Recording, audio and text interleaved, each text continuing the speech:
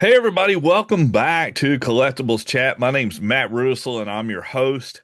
And this is the way you normally see me at the beginning of a broadcast, but we're going to do something a little bit different today. And I just want to do this to kind of get you ready for this brand new series that we've got coming up.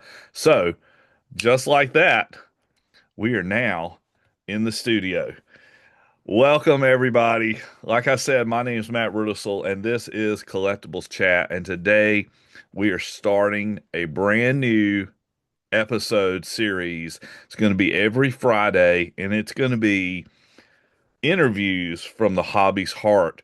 I'm going to be interviewing some of my friends, some of the experts that I know in this field, and we're going to get started with a simple video to me for today, where I'm just going to talk about some of the things that kind of got me into this hobby. But next week, we've got a great expert lined up already, and I'm excited for that, and I can't wait to share it with you. So today, you've got me. I'm going to talk a little bit about what got me into this hobby and how I'm doing in the hobby right now. But just to kind of let you guys know, if you're not familiar with who I am a business coach, and I've been a business coach and seminar facilitator for the last 29 years now. Next year will be my 30th year. Started in 1997, and I started teaching in a lot of community colleges here in North Carolina. So, if you're from North Carolina, you may be familiar with the community college system, but if you're not, I'll explain it to you really quick. There's 58 community colleges here in the state of North Carolina, and each one of those has a small business center. At the small business center, they have a director, and that director is given the task of making sure that they're available to counsel with people who want to start businesses, prospective entrepreneurs, people that might already be in business. They're given that task. They're also given the task to provide free seminars. And these free seminars, there are a few core seminars there, such as business planning and marketing and things like that, but and bookkeeping. But they're provided, or they're there to provide free seminars to the public, people who want to start their own business. And they're also given the task of providing some type of resource or library thing like that in the center. Well, I started teaching seminars for these community colleges, small business centers, like I said, 29 years ago. And I started with a simple class called Writing an Effective Business Plan. Still teach that class to this day. But that's kind of been the flagship class for all of the training that I do. And you may know that I own a company called the Leadership Academy. Like I said, we've been in business since 1997, and our goal is to assist aspiring entrepreneurs with getting their businesses up and running, and getting started and growing and things like that. And I can just tell you over the years, I've had a blast.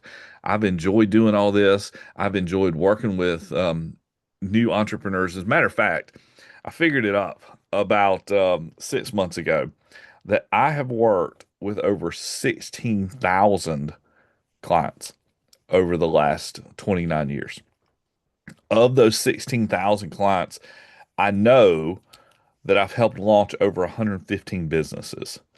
And most of these businesses are not my own. These are businesses that I've helped people get started, such as home remodeling, plumbing, electrical work, um, recycling centers.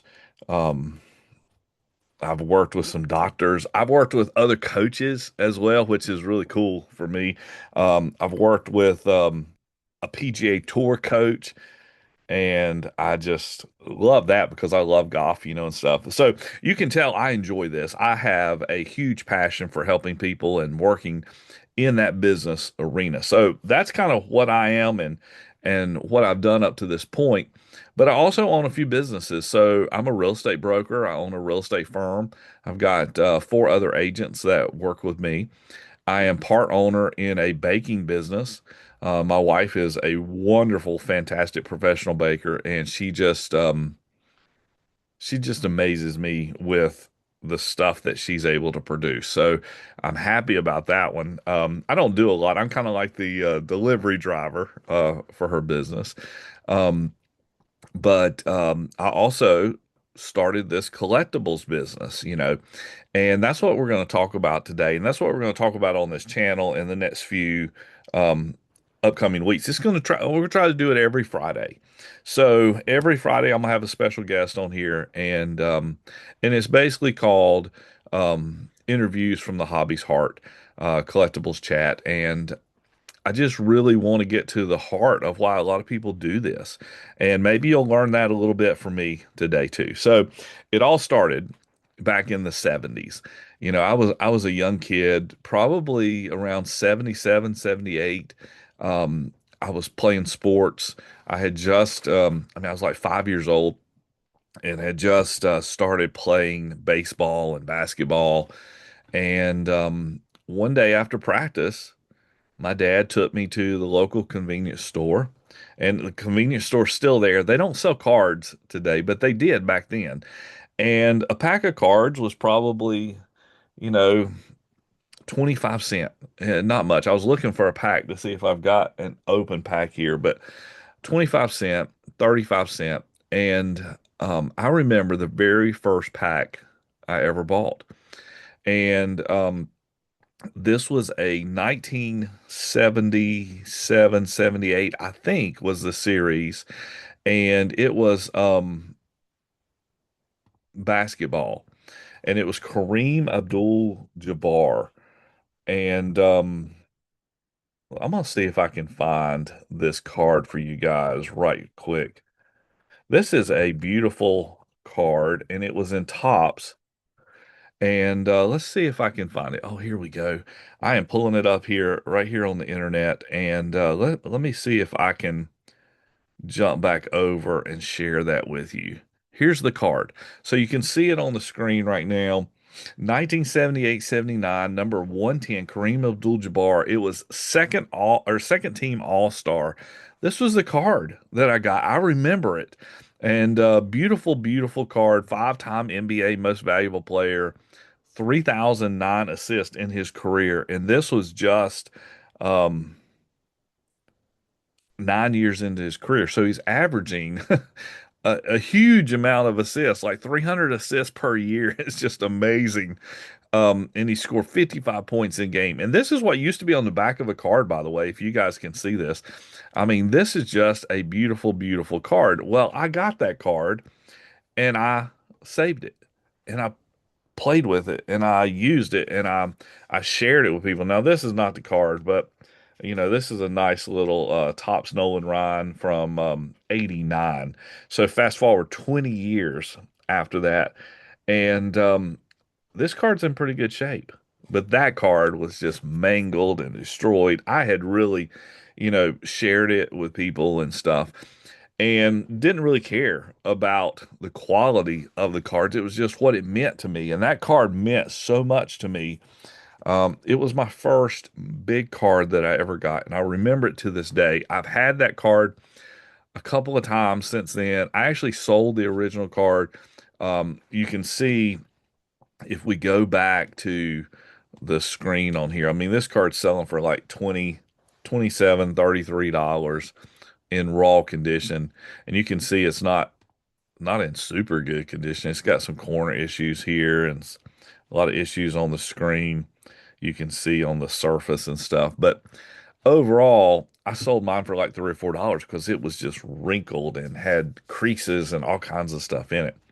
Beautiful card, and it just meant something to me. And that's what, to me, the hobby really is about. That's what got me into collecting more now and even vending in different shows and stuff. So um, I started back in that time collecting, and I probably amassed by the time I was a teenager, I probably had, I don't know, 30,000, 40,000 cards. I mean, it was a lot of cards. And I started buying some complete sets. My parents bought me some sets as well. And that was what I was focused on. Well, then obviously I got older and I kind of gave it up. it was about a year ago, I started thinking, what about this collection that I've got? So I started diving into to collecting again, started organizing some cards, went to a card show and was just in heaven, I guess. I mean, I was just like a kid in a candy store. It was so fun. Spent about 3 hours at this card show, and I came home and I was like, wow, this was pretty exciting. So let's go grab the collection. Let's go put it out. Let's go organize some things, look through some things, and I did. And I started organizing by players and by teams and realized, you know, this is pretty cool. Some other people may want these cards. I don't want to hold on to them forever. Are my kids going to want these cards? Probably not. What am I going to do with these cards? What if something happened to me and my wife was stuck with all these cards? Well, unfortunately, it's gotten worse. My habit, I took that 30 or 40,000 cards into a whole bunch more. And I know my wife's watching, so I probably can't say it here on the screen, but I probably have a couple 100,000 cards now, and I started collecting a lot of different things and even started jumping into um, buying graded cards. Let me see if I've got any graded cards. I've got this one priced, but like this LeBron James City edition in a 10. I started buying some graded cards. Actually, I have this Mookie Betts right here that I just purchased, and this Roki Sasaki that I just got as well. So I mean, started buying these grade cards and thought, wow, if I'm smart with this, and remember, I've helped start businesses before. I feel like I do a pretty decent job with that. If I'm smart with this, maybe I could sell some of these and maybe some people might want it. So I started going over some of the items that I had personally and decided, well, maybe what I want to do is start doing a few, card shows and realized that when I did, I could take some of my cards that kind of meant something to me. I mean, not necessarily these new graded cards, but some of my old cards that I had, and I could share them with other people as well. So started doing card shows, started vending and doing some of that stuff, and still kind of getting my feet wet. Not really full time like I might want to be. But just kind of getting my feet wet with this idea of collecting. And it just seems really fun to me. It seems like something that I could have a lot of enjoyment with. And my goal this year is to turn it into a business, and to turn it into a bigger full-time, business that I can run all the time. I just really enjoy being in this sport. And it's not really a sport, it's a lot of sports, but it's just a hobby. It's just a fun, enjoyable hobby. Because when I go out, I get to meet people. And if you know me, I like to talk to people. And I get to hear stories. And stories are, in my opinion, what really drives this hobby. And every card that I have, that I collect, and I will talk about my PC, my personal collection here in a minute. About every card that I have in there has a story. So that's what the hobby is to me. It's all about, the story about why did you get it? Like I get to see these kids at these shows and sometimes give them cards. Like if you're watching this today and you come to my booth and you're a kid, ask me about this Trevor Lawrence Supernatural. It's a giveaway. It's now a new giveaway. And it's not a perfect card. It's got a little bit of damage to it, but it's a beautiful card. And I'm going to give it away at probably the next show. So if you're watching this, that's a little Easter egg there. You can just come talk to me and ask me for that Trevor Lawrence. But that's what's fun about the hobby, in my opinion. That takes it kind of from the staunch, standard business to more of an enjoyment, a fun hobby, so to speak. So, what else do I do? I do the training and coaching, like I told you. I do real estate. Um, I just kind of fumble in a lot of different things, I guess. I live on a farm, so there's always work here to be done. And with cards, I probably spend maybe 20 hours a week on cards at the most right now. Might turn that into a little bit more. I mean, it's probably not even 20. It's probably like 5 or 10 hours a week on cards.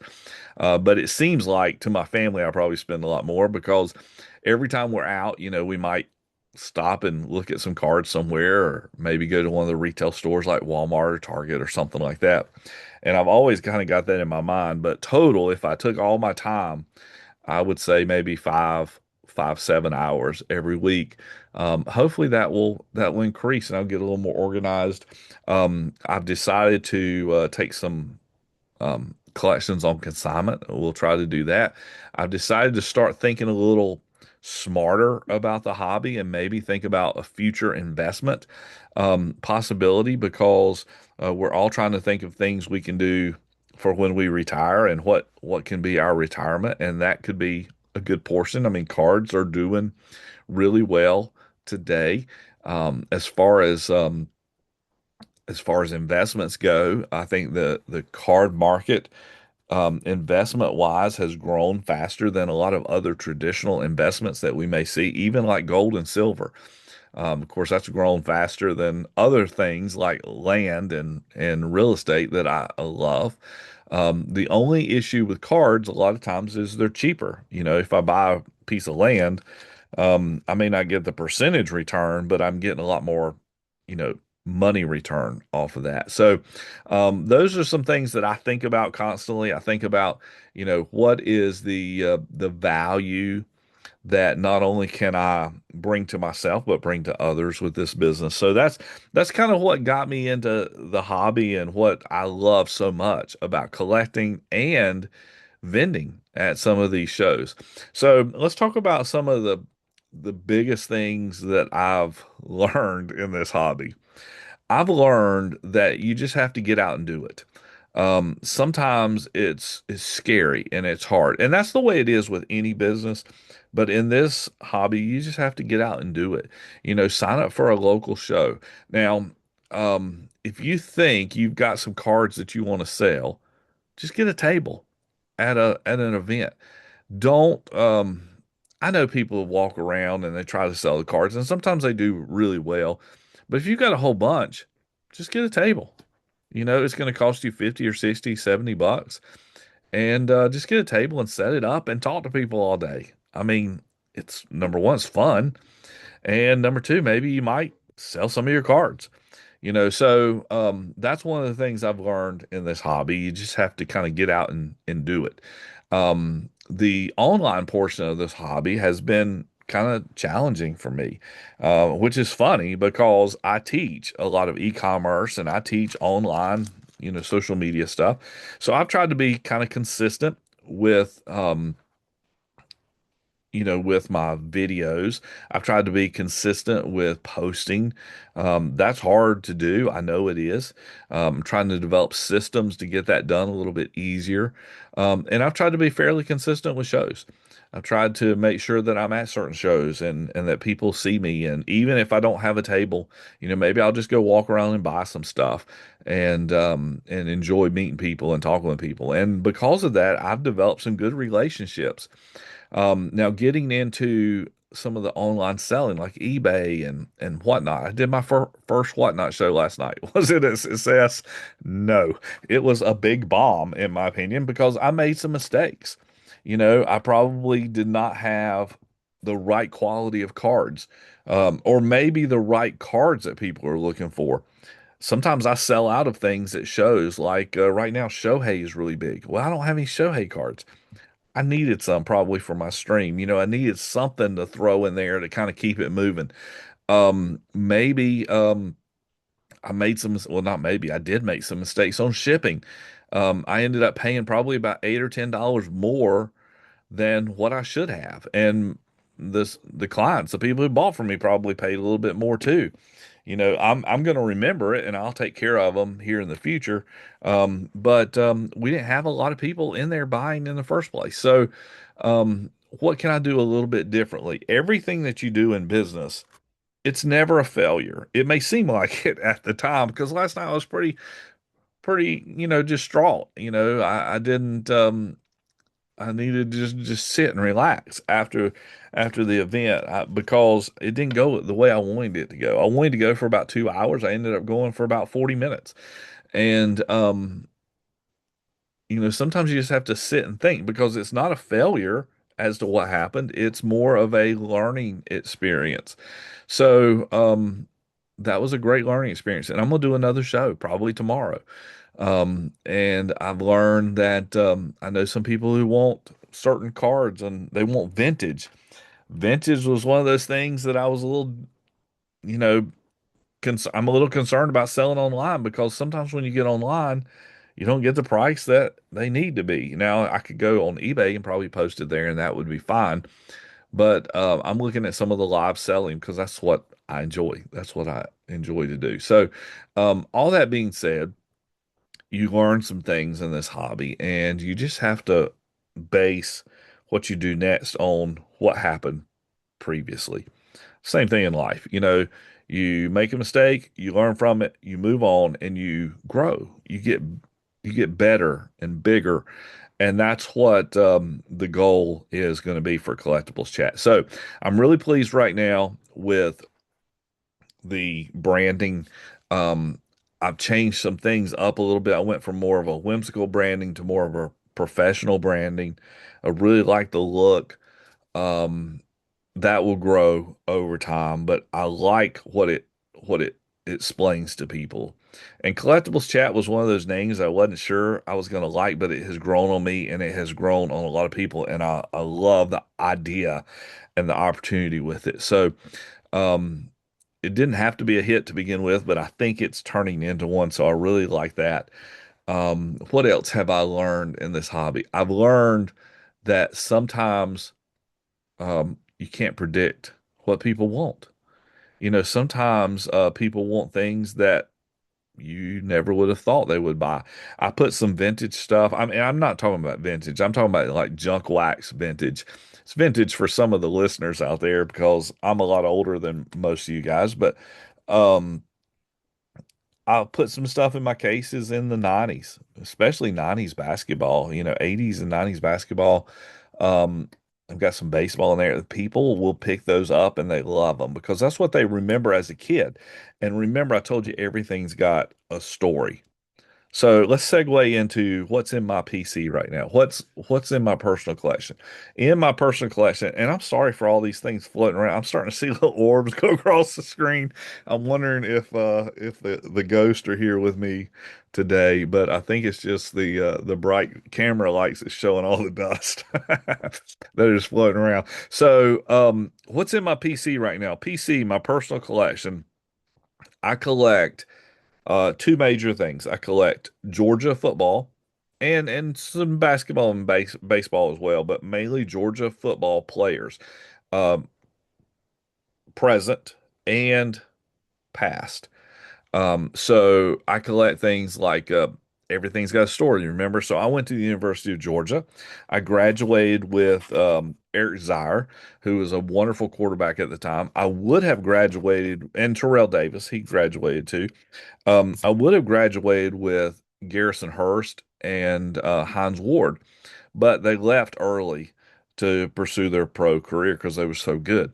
And you guys probably know who some of these people are, but Hines Ward, he went on to play with the Steelers for a good many years, went on to win, I think, Dancing with the Stars a couple of times, and just a great, great guy and a great player. So I collect some of his cards. As a matter of fact, I got some in the mail today, but I'm thinking I've got another one sitting right here somewhere.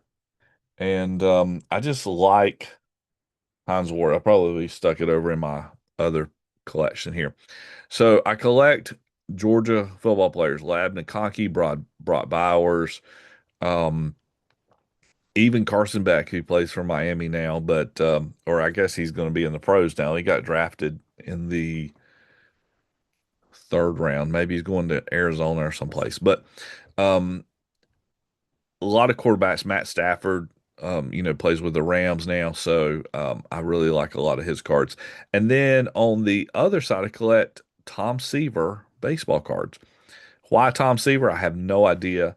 Tom Seaver, played in the same era as Nolan Ryan. Nolan was not my favorite player, not my least favorite by any means. I liked him, but I like Tom Seaver better. And the card that I'm probably chasing the most right now is um, the Tom Seaver rookie card, and that is what 1967, I think.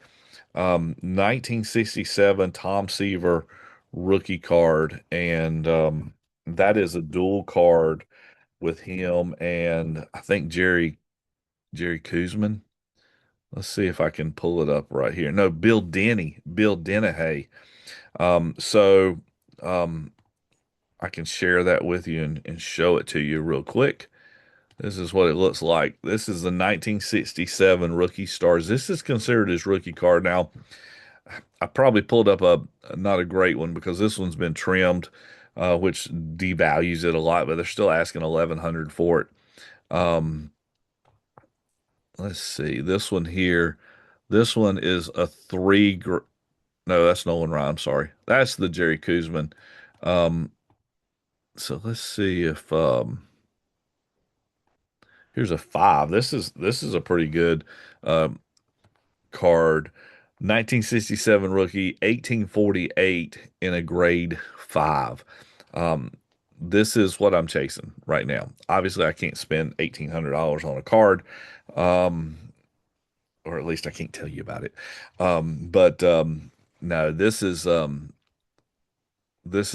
card that I am looking for, and I'm not going to spend, you know, $1,800 on it or $1,000 on it. I'm going to look until I get a really good deal, and eventually I'll have that card. That will be part of my collection. Some other things in my personal collection have stories that revolve around them. For example, years ago, good many years ago, I was fortunate enough to get tickets to Augusta for the Masters, and they came from this guy named Gil Cone.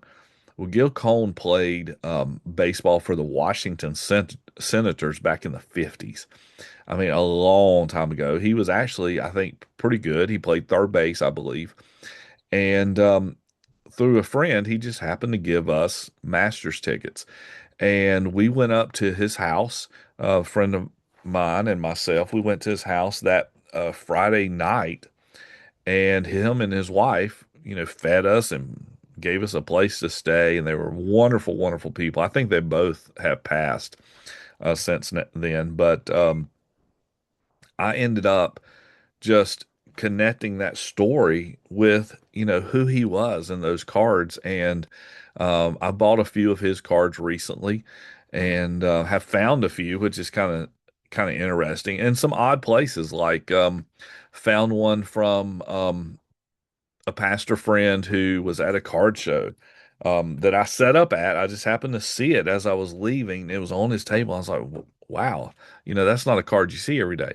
Found some from a friend of mine named Charlie, and he had a few Gil Kong cards. So I bought a few of those. And just the story is what connects me to, the collection. And that's why I love this hobby so much. There's always a story.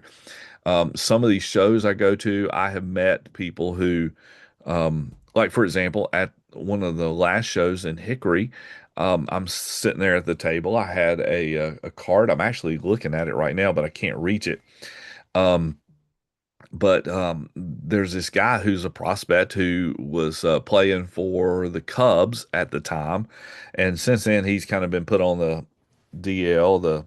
He got hurt and put on the disabled list, and then he got sent back down to the minors to rehab. And I'm sitting there at the card show, and these two guys walk up to the table and they say, "Oh, that's my teammate." And I said, "What do you mean?" He said, "Yeah, he's back at the hotel right now. We're with the Myrtle Beach Pelicans, and we're in town to play a game or two." And started talking about him, and the guy was just up at the hotel room. I was hoping he would come down and maybe buy his card, or I would give it to him or something like that. And every every big card or cards that I have, I love the stories that go with them. And I think that that's pretty fun and exciting when it comes to what I'm chasing, what I'm after, the PC that I have. I love the story that kind of goes with him. Kevin Millwood played baseball. Um, from my school, my high school that I went to. So I collect some of his cards.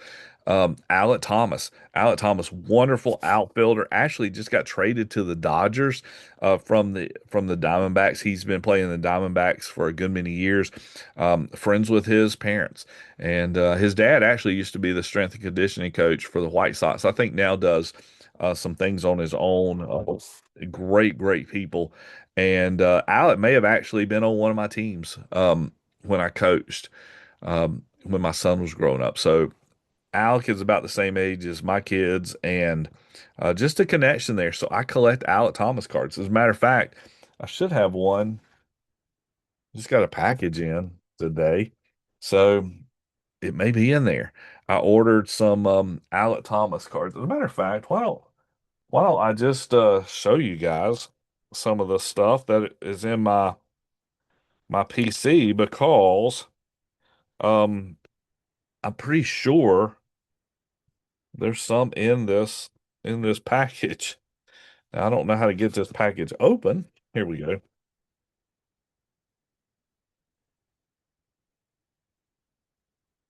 Let's just see what's in the box. Okay. Thank you for your purchase. That was very kind. Great packaging here. Okay, so here we go. Okay, here's some my PC. Trevor Eaton in. This is a 9.5. I love this car. It's beautiful. Look at that gold and the shimmer there, the shine. This is numbered out of 75. Bowman University. Trevor Eaton in and Matt Stafford. Look at that. So probably wondering what that tape is. A lot of times people put tape on these to protect them. And this is Matt Stafford, 2018 um, MHJ Holdings exclusive or MJ Holdings, Matt Stafford 10. Okay, pretty nice. I think there's a Heinz Ward in here. Yeah, these are singles. So let's see what we got. There he is. Look at that. There is Heinz Ward. That is a beautiful card. And it is out of 25, I think. Yeah, look at that. Out of, I don't know if you can see it on the screen, but out of 25, number 14 out of 25, Heinz Ward, absolutely gorgeous card. And I collect a lot of the Panthers too because people like those. There's a Jonathan Mingo, there's a Bryce Young die cut. Um, Picked up this Joe Burrow because he's just a good all around quarterback. And that is numbered as well out of 175. That's 45 out of 175. And then finally, a Travis Kelce die cut. I don't think that. The Travis Kelce is number two out of 499, 385 out of 499. So picked up a lot of great cards, and you get to see a little bit of my PC there. Okay, so we're gonna finish it up here today with some suggestions or tips. What would I suggest for anybody who wants to get into the industry? Always lead with your heart. You know, the um the video series that we're doing is you know, interviews from the hobby's heart. And I think if you lead with your heart, everything else will fall into place. Do things that make you happy, do things that you enjoy. Don't try to be everything to everybody. For example, don't collect every single sports card out there. Pick a lane. I love baseball and I love vintage. That's kind of my lane. However, I will have football, baseball, and basketball for a wide range of people, and every show's different. Sometimes people want football, sometimes they want basketball. Sometimes I even have golf cards. I love golf, and I will have some of those. But I don't do hockey. And I sold a bunch of hockey cards to a guy yesterday, which was great because I think he got a super duper deal. Mainly because I just didn't really want to go through them. I hope there's some banger cards in there, and maybe he's found, that $100,000 card. If he does, he better call me, but and let me know. But more than likely not. I mean, probably a lot of commons in there, but he got, I think, such a good deal that he can turn it around and make plenty of money off of that if he wants to. If not, he may just keep them and put them into his personal collection, which is perfectly fine. Um, I don't do a lot with soccer. I've got a lot of friends who do, and they love soccer. Um, Soccer is a big, big deal across the world. I do like to venture into historical cards, and I don't think I've got any right here beside me. I'm looking, but historical cards like you know relics of pirates and Abraham Lincoln and stuff like that. So a lot of really cool stuff. But anyway, that would be my tip. Pick a lane, stay in it, enjoy the hobby because that's what it's meant to be. And if you can make a little bit of money at it, then that's great. But otherwise, take it as a fun trip because that's what it all is about. And plus, the other thing is, I'm looking at this card right now, Joe Theismann. Have this Joe Theismann. This is a brand new card, but it's actually 2021, so it's a couple years old, 5 years old. But he played back in the 80s, so I remember him, and the story kind of follows with that. So whatever you do it with your heart, do it with passion, enjoy the hobby. And I hope you enjoyed this video today. Next week, we've got a special guest coming in, and I'm excited about that. But every Friday, we're going to be doing this. And throughout the rest of the week, we'll be doing mail days where we open some stuff. And I know I opened some stuff today, but I just wanted to show you some of my personal collection and then we'll do some profit challenges throughout the week. So if you like these videos, please like them and subscribe. Tell all your friends, and hopefully I will see you on the next one. Thank you guys for watching today, and I'll talk to you a little bit later. Bye, everybody.